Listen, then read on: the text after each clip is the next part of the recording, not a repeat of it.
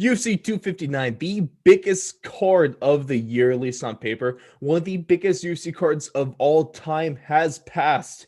And Blake, I just gotta ask you a question. Did this card live up to the hype? Nope. Not even close. Uh, it was it was tough, right? Like I It's wanted it to be good, but it That's was why it's like it was making a these good. cards are tough, you know, All right, because you just there's so much going into it. It's all built up. You expect so much out of because I mean they're all champions, right? Fighting back to back to back. So you mm-hmm. expect great performances, and it's almost a hindrance at some points. I feel when you have weekends like this where it's just not everything went according to plan in the UFC world for Dana. I think that might be a bit of an understatement there, Blake. And before we get into things, just want to say it was a rock solid card. It was a really good card, but in terms of the hype that was being put behind it, that might have doomed it from the start. Like there's almost sometimes no matter what, you can't lift up to the hype. It's almost impossible, and that's kind of the pressure that we put on UFC 259. So it's a great card, but given the context, kind of left a little bit to be desired. But of course, I'm your host, Rothwell, joined alongside by my boy, our UFC correspondent, Blake Campbell. And we're here to not only break down the major storylines of UFC 259, like Islam Makhachev, Aljo getting kneed in the head while having a knee down, Amanda Nunes, while also apparently Piotr Jan's corner telling him to do that. Okay, we're going to talk about that. Jan handing Izzy his first pro MMA loss. Are we still looking at Izzy versus Jones? And we're going to look ahead at UFC Vegas 21. But Blake, how you feeling about this? You ready to get into things? Oh yeah, ready to go. My first question, let's start off the way I said. Islam Makhachev, he was the 14th ranked lightweight in the world. Before this, we were saying, we talked previewing this. Is this Khabib 2.0? He had Khabib in his corner, which was he's actually looks like a pretty damn good cornerman as opposed to just a fighter. But he dominates Drew Dober from start to finish. If it subs him in the third with the arm triangle, he outstrikes him 102 to 14. Let me tell you this, Blake. A pretty much a 3-round fight, almost 15 minutes. 102 to 14. Dober didn't even land about a punch a minute. And Makhachev landed 86% of his strikes. And is he now the scariest fighter in this lightweight division? I think so, without a doubt. Would just judging on his fighting style, I think it's that Habib style. You know, no one really found an answer for that, even when Habib was still active. I mean, I guess who knows if he's gonna not be active, but still, that's kind of the matchup that I feel no one's gonna want now. And he's what was Dober 9? What Dober was is he ranked? 15. He was 15. 15. Okay, so Islam was like 13, right? He was 14. 14, 15. Okay. So yeah, he's gonna be inching up now. There's gonna be guys that'll have to take that fight, and he's just gonna like inch by inch, kind of like the Habib route. He's gonna go from 14 to 12, from 12 to 10, 10 to he's eventually gonna get those fights that'll let him move up the ladder a little bit. And then I think once he gets that chance for a championship fight, it's gonna be really tough for someone to beat a guy that fights the way that him and Habib and guys from that area of the world fight. It's a scary kind of style that they have because it's very technical and it's at a high pace and it's just constant pressure. That feeling of constant pressure is like having like an elephant sitting on your chest. It's just always there. And that has to be a scary thing to think about if you're trying Mhm. to go up against a guy like Drew Dober. First off, I don't know how he got out of that armbar that he was put in the second round. That was impressive nonetheless, but that was probably the most impressive thing he did all fight. Uh, but oh my god, Someone's got to figure out what to do against these freaking right? Dagestani boys, man. how I'm do you how tired of you seeing beat these guys just ragdoll people. how you beat It's the Dagestan handcuffs? ridiculous. Like there's gotta be someone out there that has some type of answer for this. I don't know. Here we go, Blake. Sorry, I just had a breakthrough. The saying for this or the title of something, the key to the Dagestani handcuffs. Oh my goodness, That's you clever devil. Isn't that just perfect? And now we gotta talk about who he's going to fight next, because you're talking about just like inching his way up for this.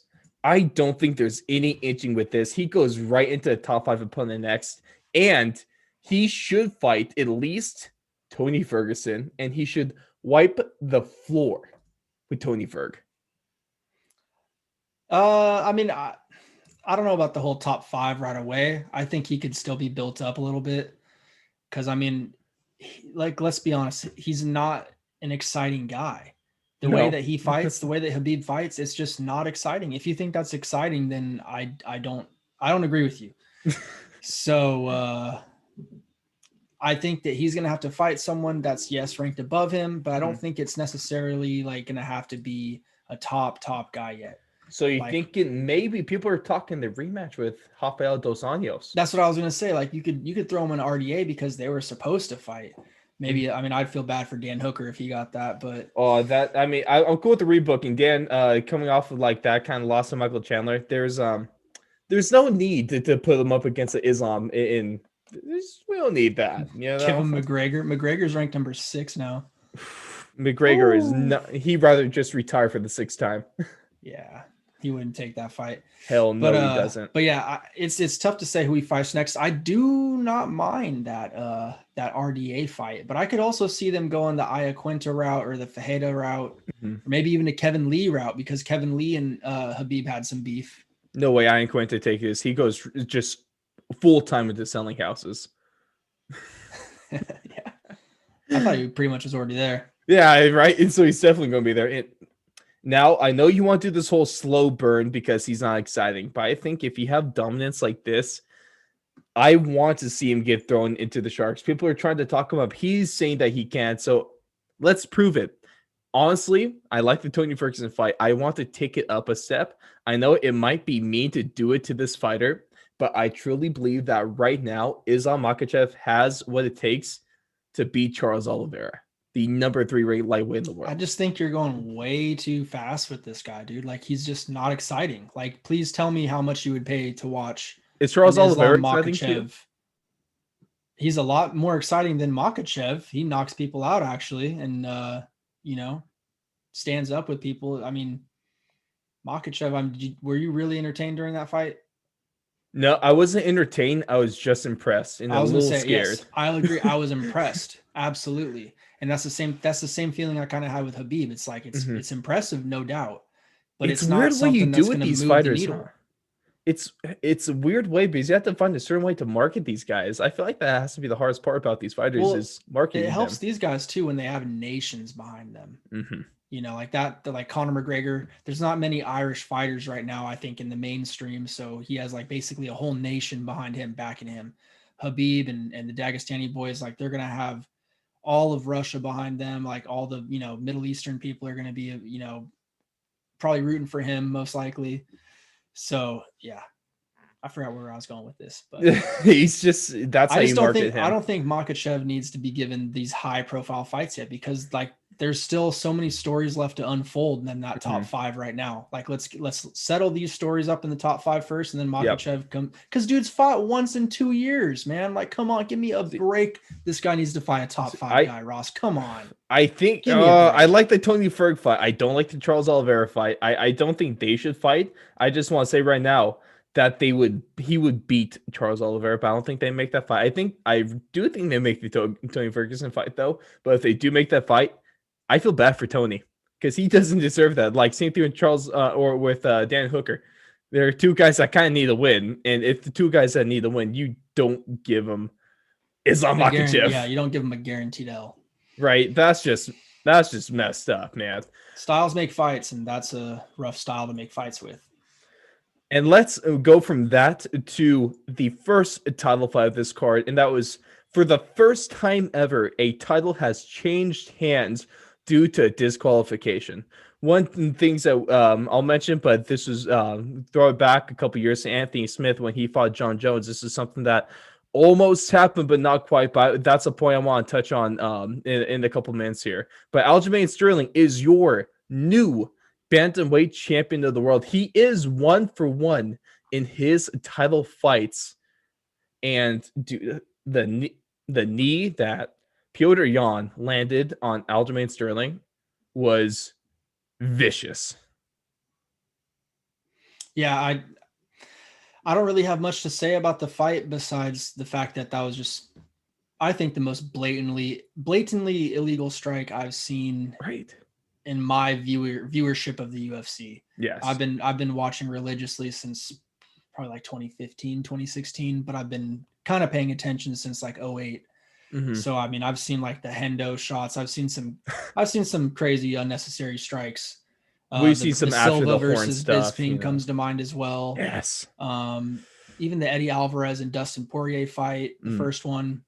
But this one, I mean, my goodness, you can when you play the audio back, you can hear the referee actually tells him like, hey, he's downed. Mm-hmm. He should have known everything. I mean, just use your common sense. Like when you're in that position, I don't understand. It's kind of like when people hold on a kickoff in football, it just drives me absolutely insane. Cause I'm like, why are you even putting yourself in that situation when you know that's the only thing that can go wrong for you basically on this play. And that's the legit only thing that could have gone wrong for him right there. He's in such a dominant position. He's ragdolling Aljo for like the past 1.5 rounds, going into that round. I think that was round 4 that happened in? Round 3. Yeah, but still, the tide was turning. You could tell, like Aljo was getting murked, and I mean, he got dropped in the first. The second round, the tide started to turn a little bit. You could. Sorry, you're right, Blake. Round 4. Okay, correct. So it was round 4. Yeah.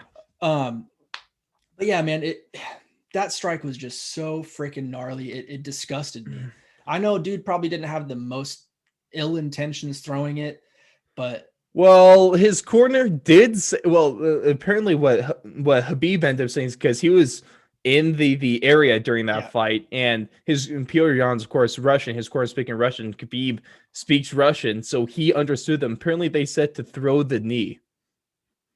Yeah, well, I mean, that's he say, she say crap. I don't really take that's that. Some really until we have confirmed subtitle audio. Like, I don't want to be throwing rumors. But if that's out the thing, like that's that. crazy. That's like a because what happens, bro. Well, a day later something comes out and we look stupid because we're talking about Hamzat retiring and he doesn't retire. Right.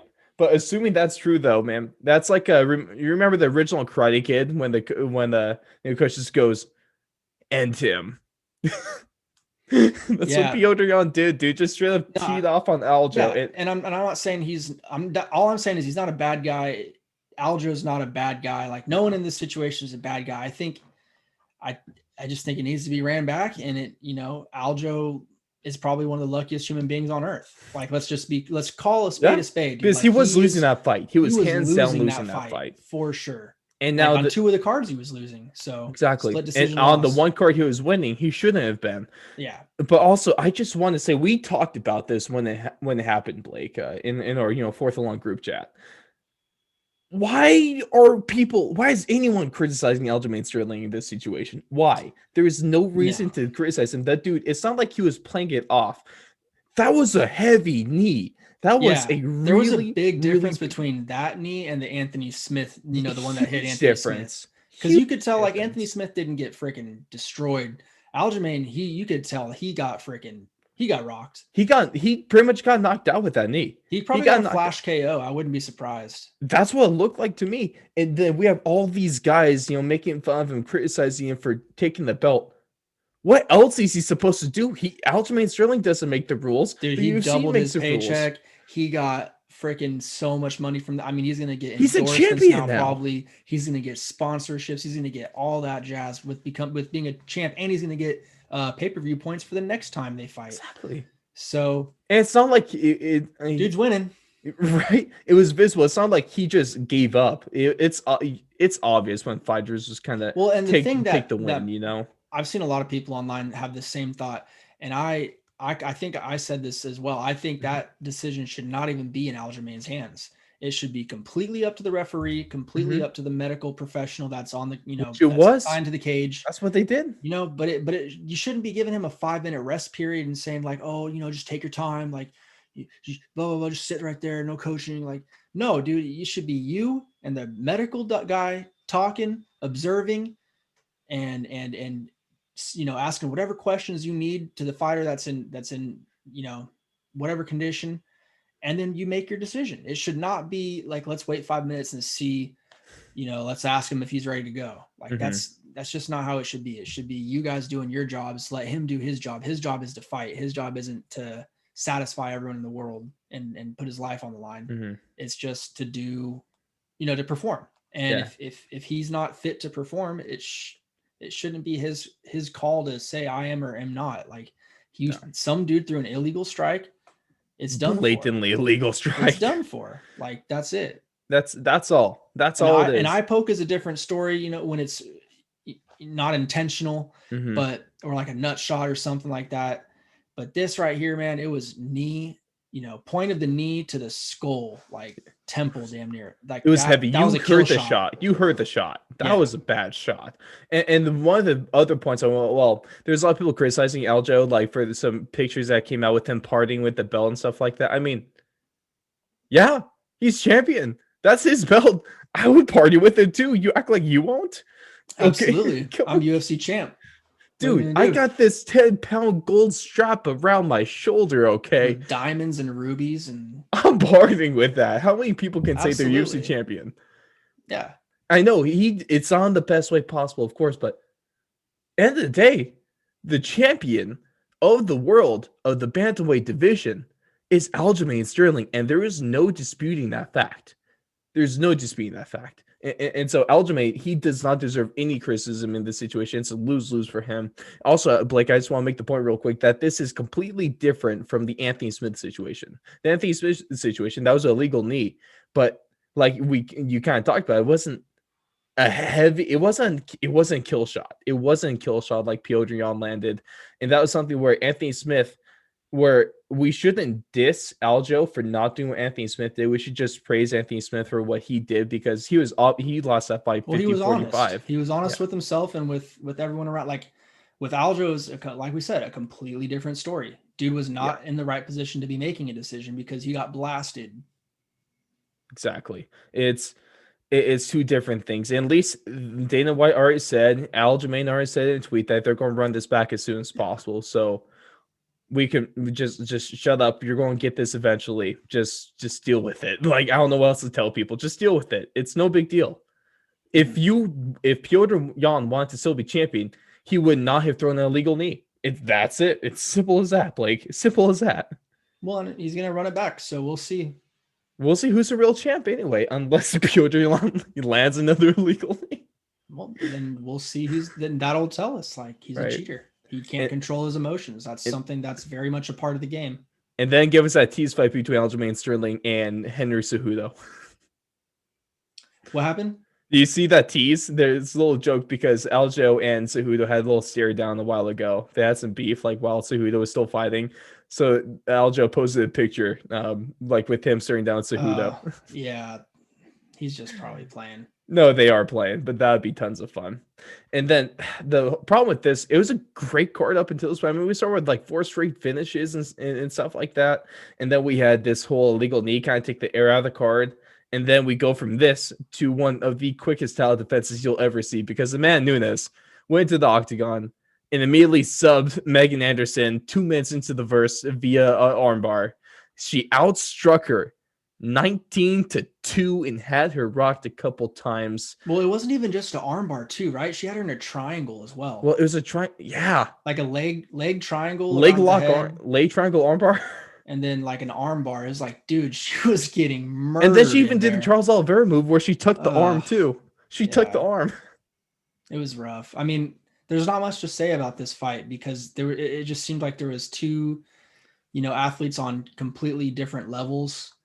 Amanda is just a savage, and she is just a technician, and now mom champ too. She's a mauler. Yeah, that mom strength brings something different, right? Hey, the lioness has her cub, man. That builds something different. Telling you. So the first ever mom champ in UFC history. So shout out to her.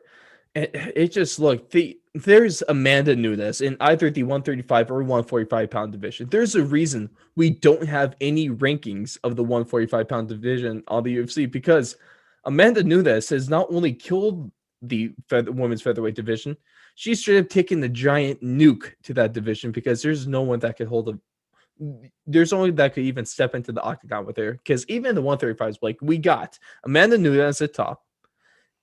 And then if you go all the way to the bottom, about a couple mile gap, then you have the number one contender for either weight class. It's not close. It's not close. It's not going to be close for a while. Yeah, we'll see. The only thing that the challengers have going for them is there's just more and more tape getting put on to the, getting put out there with her. Well, there's a whole new 20 seconds now. Yeah, there's another 19 seconds out there for them to watch, however long it took her. But that's just what they're going to be doing. People are basically going to be molding their game to beat Amanda Nunes, because it's like that's the pinnacle of the sport basically. So it's going to be interesting to see where she goes next. I think Dana in his post-fight press conference was saying she's going to go back down and defend 135 pretty soon. Actually, yeah. He's trying to do that. So with the Adriana Pena is what they're talking about. So it's cool. I like just keeping them active. I love seeing Valentina fight. I love seeing Amanda fight. I'd love to see freaking Wei Li fight. So. I think Pena is a closer fight than what Megan was, maybe. And now I think there's only a select number of women. You got to be more athletic in there, dude. How do you be more athletic? She's built like a linebacker. It's stupid. But I'm not saying more athletic than Amanda. You got to be more athletic than Megan. Like Megan she looked like the slowest person I've seen in there against Amanda almost ever. I think it was bad for her. I don't even know. It didn't look like she was ready at all. Now, I think there's really only 3 women in the world right now that can just step into the cage without this being an insult to Amanda Nunes' talent and time. One of them could be Kayla Harrison, PFL champion, who's fighting at the featherweight division. She's been a champion 135 and 145, so that's a maybe. Now, Blake, I'm not saying they will. Striking though, dude. What's up with her striking? She's going to be a Ronda Rousey head movement. Ronda Rousey lasted longer than Megan, at least. Don't know. Barely longer. Then maybe you could say a rematch with Chris Cyborg. Even though the last time they fought, Amanda Nunes starts her within the first minute of the round. I think Cyborg is off the table. She's in another promotion. Yeah, well, so is Kayla. Well, all these are all speculation. Like, can hardly happen. The only hypotheticals. They're all. That's all we have with Amanda Nunes, dude. We only have hypotheticals. Cyborg would be kind of interesting, I guess. And then maybe Valentina Shevchenko 135. I know Valentina's lost both fights. But what else? What else?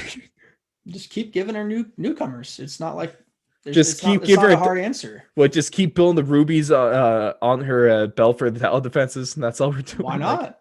If she's the best, let her be the best. I don't know why we have to always try and force these super fights. Just let her do her thing. And maybe someone eventually will come along in 10 years. Ask Dom Cruz. Ask Jose Aldo. Ask Anderson Silva. Someone always comes along. Man. It probably won't happen for a while, but Blake, the day that Amanda Nunes gets knocked out, that's gonna be that's the day the world stands still. Yeah, we'll see. We'll see. Maybe one day. We'll see. Maybe one day.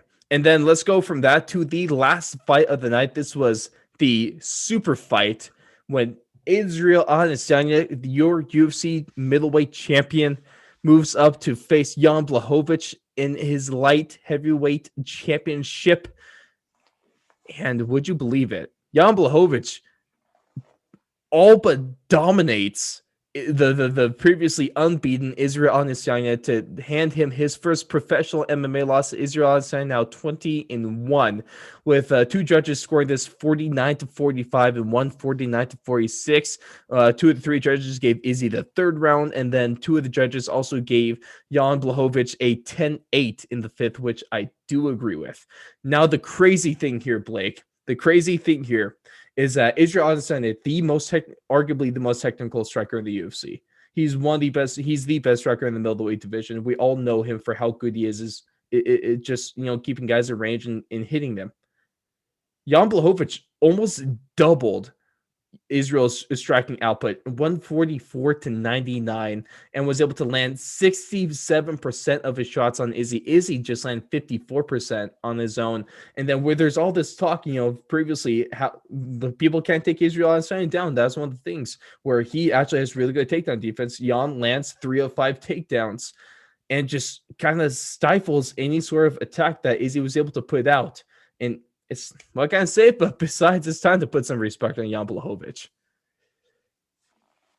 Yeah, I don't think it was a domination. I don't agree with the scores that much. The 10-8 round doesn't make any sense to me, considering if you look at Izzy's face, pretty much unmarked.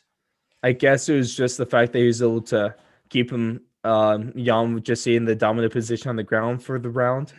But they did on top of him. I think they did give like the judges a little more power to have more 10-8s.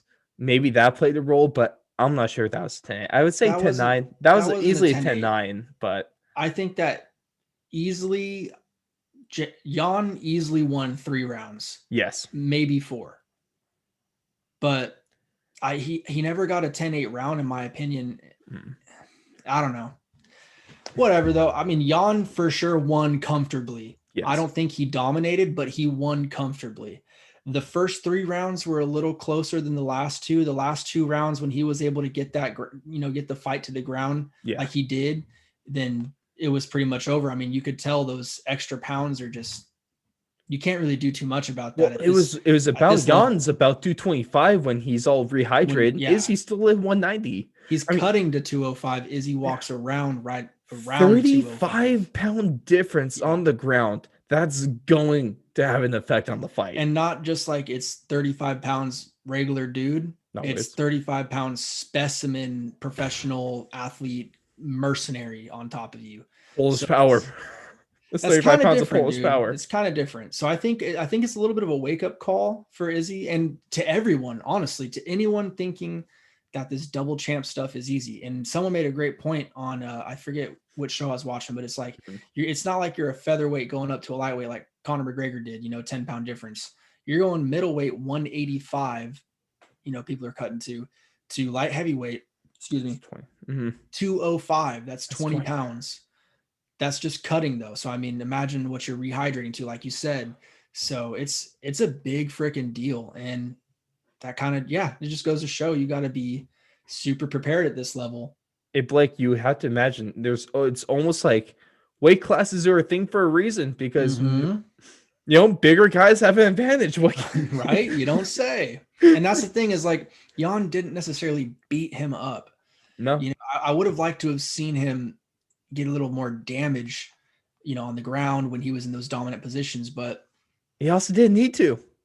Yeah, I mean, he knew he had it in the bag, so like, why even risk Izzy getting up? It's almost like Izzy landing a kick on the break or something crazy, like something insane could happen with Izzy at any moment. This version of Izzy looked almost like the one we saw against Yoel Romero, almost exactly a year ago. Because it wasn't like close, it wasn't like the same way, but it's kind of that feeling where Izzy was almost holding back, was almost scared to get into these exchanges. It's like he feared the Polish power. Fear the Polish power, Blake. It's real. You could tell he didn't want to get touched by that too hard. Well, it's because the whole time, when Jan lands 1, he doesn't land just 1. He lands 2 and 3 after that. And so it's scary to even Jan doesn't throw just like little jabs and stuff like that. He throws punches and bunches, and he will put you out if he's really able to land. And like I said, though, Blake, one thing I would like to say, I did see Jan Blachowicz is going to knock Dominic Reyes out in the second round at UFC 253, so I was right about that. I say Jan Blachowicz over Israel Adesanya in this one. And just real quick, I know I should have said this at the beginning, Blake, but congrats on you retaining your Suck My Pick title via tie. But tie goes to the champ, so congrats, my friend, on your first title defense. So hats off to you, man. Thank you, bro. Appreciate it. Of course. I'll put a little respect on the name. Put a little respect. Both finished 6 and 3. Respect on the best. I should have been at least 7-2 on the night because Aljamain Sterling, I had Aljo losing, and he was going to until he got knee in the head. And honestly, Song Yadong should have won that fight. I'm going to say that. Song Yadong should have won. No. Yeah. Come on. No bias. No bias in that one. But, dude, Jan Blachowicz, he started off 2 and 4 in the UFC. Ever since that fourth loss in the UFC. That was he's gone since 2017, Blake, 9-1, and his only loss during this 10 fight stretch where he's gone 9-1 was against Thiago Santos in 2019. Thiago Santos is a top 5 light heavyweight fighter, so he didn't lose to a slouch. He's beaten dudes like Luke Rockhold, Nikita Krylov, Ronaldo Souza, Dom Reyes, and now Israel Adesanya. And Dominic Reyes is a guy that a lot of people in the MMA community thought he beat John Jones. So Jan Blachowicz beat all these guys convincingly. It's time to give this guy the respect he deserves, because he's a freak and he's a really good champion. Yeah, he's put his miles in this game, I'd say. At 38 years old too. And now we get to see Blachowicz versus Glover Teixeira next, and so that's going to be a good one. I'm looking forward to that scrap, and that's one where I don't want either guy to lose because they're both legends in their own right. That's going to be a tough one to watch. But Blake, what's next for Israel Adesanya? I think UFC, they're probably going to be rooting for a very, very good fight between Vettori and Darren Till, and they're probably favoring a Darren Till W because Vettori and Adesanya have already fought. But dude, don't get me wrong, I think Vettori is possibly the most underrated guy in the middleweight division right now. He has to be. Well, he lost in a really, really close split decision. Yeah. Where you could argue he beat Israel Adesanya. That was like Adesanya's, I think, second or third fight in the promotion. Yeah. It was one of his first few, and kind of stuttered the hype train a little bit, if I remember correctly. Yeah. And then I'd say Vettori and Kevin Holland are kind of my picks for kind of the two dark horses in the division right now to really make some noise. But if you're the UFC, you're probably rooting for Darren Till because he's really popular online, very marketable. He's headlined events before. The shit talk is incredible. And just imagine like Darren Till and Adesanya press conference like that. That would be some crazy stuff right there. That'd be gold. That'd be gold. Yeah. Oh. Dude, I think that's the direction that me personally, and I think the UFC. Well, and the thing is too, Blake, to that point, if we look at the top 5 of the division, maybe besides Zero Canyon, he's still out with that arm injury. So if we look at 4 of the 5, Robert Whitaker, we get Robert Whitaker versus Paulo Costa. KO'd. Injured. Right. Maybe. And then Darren Till versus Marvin Vettori. Izzy beat Marvin Vettori. He just hasn't beat Darren Till. So that's probably the best fight in terms of parity that we want to make for the UFC. So they're like the 2 fights I mentioned, Whitaker versus Costa, Till versus Vettori. If we see a good fight between Till and Vettori, personally, I kind of would want Vettori to fight Izzy just so we can get that rematch, because that'd be fantastic. But also, I mean, Darren Till would be great too, just for all the points you mentioned. I think the main thing is like this fight could be the one. It's just they have to have a good performance. And at the least, Robert Whitaker, we're all expecting him, and he should absolutely dismantle the fraud that is Paulo Costa. The balloon boy that is Paulo Costa. He has to. So. I would love that rematch because Robert Whitaker would deserve. He already deserves a rematch, I would say, with Israel Adesanya. Yeah. Well, it's because we have to remember. Sure, Robert Whitaker got knocked the hell out of that fight, but it was a decent first round, and he didn't fight for over a year with a knee injury. And Israel Adesanya was red hot. So I would... And not to mention, he was saying he was a little burnt out too. Exactly. So not to put excuses in dude's mouth, but that's just the facts that have been brought to the table, that have been brought to the light. And so maybe it did have a little bit of something to do with it. Match with Israel Adesanya? That would be money right there. I'd be so down with that. But it's probably going to take some time for us to get a clear next challenger for the middleweight strap. But that's not the worst thing. We'll just give it some more time, and we'll see kind of how things transpire, because it'll be good. It'll be good. And no matter what fight you make out of there, it's a good fight. And my hype for Israel Adesanya has not diminished one bit. I'm still red hot on them. He lost a close fight against a really, really good fighter. And that was 35 pounds heavier than him. Exactly. I respect So- Izzy for at least giving it a shot too. So Yeah. I have no stock loss on Israel Adesanya. The only difference here is Jan Blachowicz' stock has skyrocketed. He was kind think of in that's one the of only those thing. rare, like almost like Max Holloway situation, like that rare when Max Holloway went up to go fight for the interim lightweight For belt Dustin. against Dustin Poirier. It was kind of like a rare no lose situation somewhat, because it's like, Yeah. oh, well, if you lose, you're still the champion of your division. So, oh, well, but yeah, it would be nice for his brand, obviously, if he was double champ, but you don't really lose anything by getting beat by someone that everyone expected. Well, not everyone. Well, he was the people expected to beat underdog. you. He was the underdog. So He was the underdog, yeah. Blachowicz And was. I picked him to win too, but that Hey, was just not because on where I it thought the mattered. speed difference was going to be something different. But Yeah. Damn. yeah, I But don't know. Jan Blachowicz, man, Jan freaking Blachowicz. And now one of the last questions I want to wanted to leave you with today, Blake, is there is a lot. I mean, at least before this fight, there was tons of talk with the potential super fight with John Jones and Israel Adesanya. We've been talking about like their Twitter beef for like it feels like the past 6 months now, where it's kind of the point where it's getting old. It got old for me quick personally, but just real quick, did you want to see Israel Adesanya versus John Jones before this fight, UFC 259? Yeah, I mean, before the fight happened last night, I was pretty interested just But because what there was about now? intrigue. Now, not so much, because there's kind of a blueprint if Izzy's not gonna change his approach, I guess, to going up to 205 and not gonna put on pounds or figure out some way to not get held down like he did against Jan. Mm-hmm. I've kind of lost all my interest, because I think John Jones is still probably the best 205er on the planet, and he's moving up to heavyweight now, so he's going to be even bigger. Does John Jones beat So- Jan Blachowicz at 205? I think he beats Jan Blachowicz. I think that's a really damn good fight, though. That's a really damn I think good it's fight. a better fight than John wants to admit. Well, I mean, John, we going back to Dom Reyes. If MMA, I mean, we've been over this. Like MMA math doesn't really mean too much, given the history of it. But Dominic Reyes arguably beat John Jones. Jan Blachowicz murdered Dominic Reyes.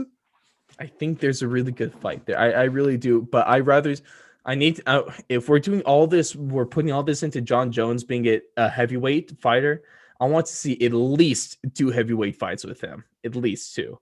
Then, hey, Jan Blachowicz still might be UFC light heavyweight champion of the world. So who really knows there? But personally, before this fight at UFC 259, if we got John Jones versus Izzy, like, oh, cool. Hell yeah, I'm going to get behind this. But I wasn't really asking for it. I think there's better things to do there. Like, I would still rather just see John Jones stay heavyweight instead of coming back down to 205 and stuff like that. And I just didn't see a point. And now there definitely is not a point to this fight. Personally, I think John Jones torches Israel Adesanya. It's not close. It's not close. So it's no point, right? No point. Yeah, I'm pretty cool off the fight. Pretty cool off the fight. That makes both of us. And then to wrap things real quick here, Blake, let's take a look ahead at UFC Vegas 21.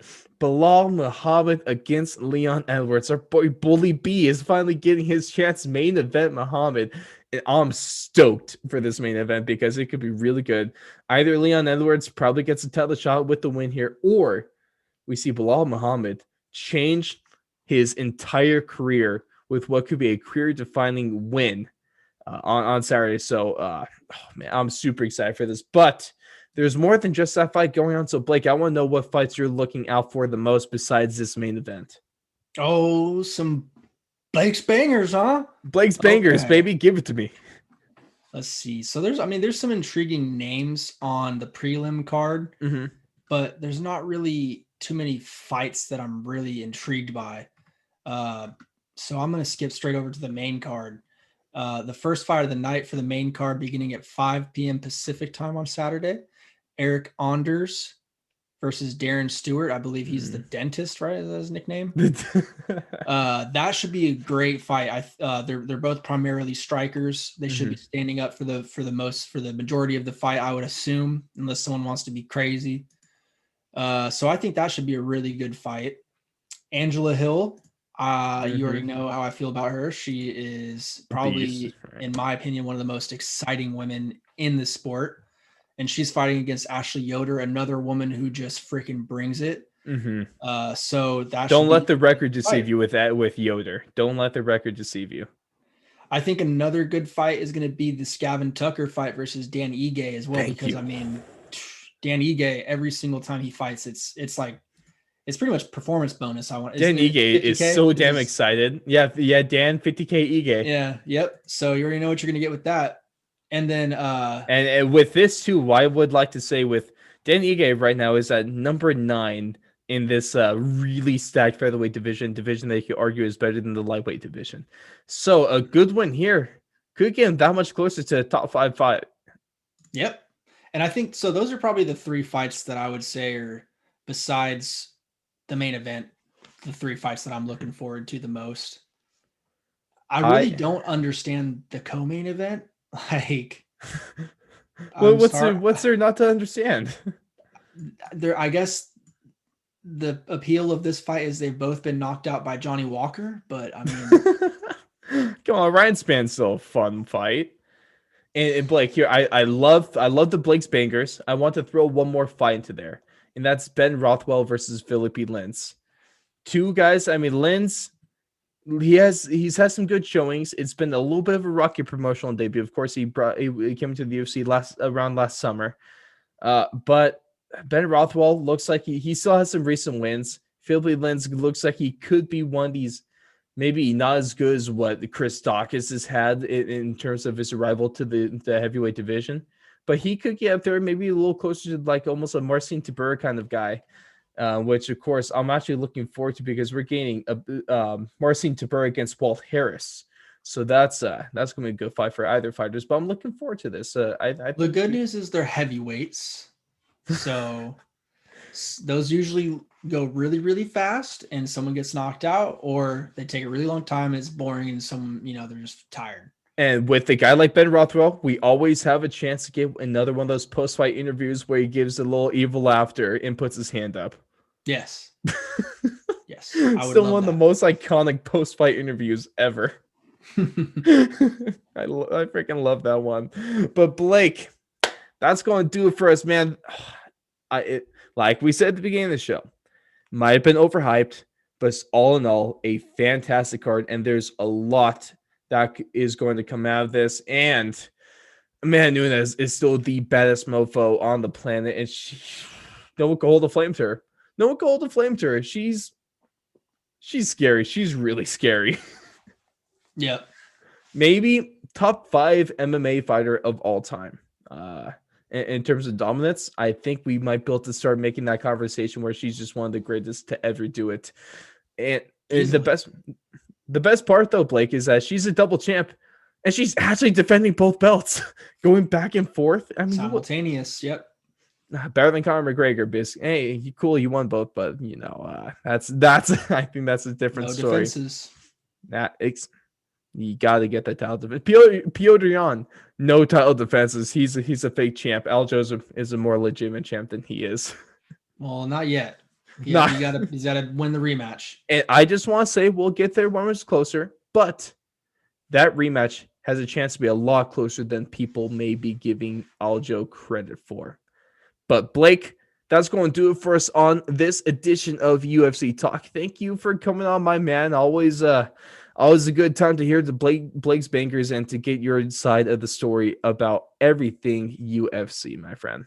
Yes, sir. And still. Put some respect on it. And still, your Suck My Pick title winner, Blake Campbell. A round of applause for him. It was a tie. You're illegitimate, like Aljamain Sterling.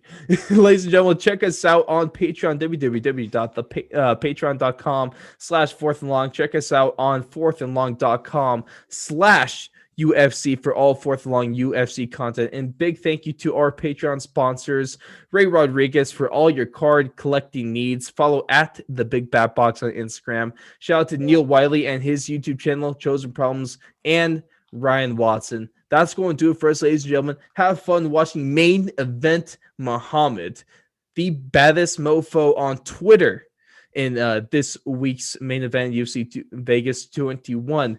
And we will catch you guys in the next one.